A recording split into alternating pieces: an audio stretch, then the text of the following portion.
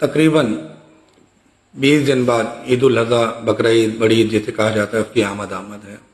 ایک خوشی کا موقع ہوتا ہے، جانور ذبح ہوتے ہیں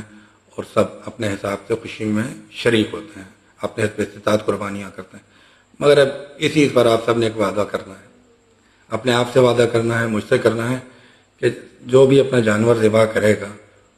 اس کے ساتھ ہی اپنی انا، اپنا تکبر، اپنی میں، اپنا غرور بھی ذبح کرے گا، اپنی قطع رحمی بھی ذبح کرے گا،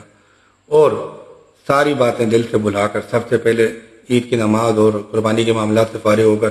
ان لوگوں سے رابطہ کرے گا جن سے ایک عرصے سے رابطے میں نہیں رہا، کسی وجہ سے تعلقات میں خلیش آ گئی، دراڑ آ گئی، خلیج آ گئی، ان سب کو ختم کرے گا اور دوبارہ سے تعلقات از سر نو بحال کرے گا۔ چاہے بہن بھائیوں کا معاملہ ہے، دوستوں کا معاملہ ہے، کزنز کا معاملہ ہے، عزا اقارب کا معاملہ ہے، کسی بھی مرحلے پہ کس کا تعلق کسی بھی لیول پہ کھڑا ہے اس کو بحال کرے گا۔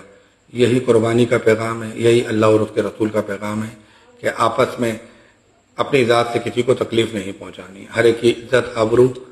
جان و مال آپ کے ہاتھ سے محفوظ رہنا چاہیے۔ یہی سب سے بڑی عید ہوگی، یہی سب سے بڑی خوشی ہوگی۔ آپ کی بار ایسا کر کے دیکھیے گا،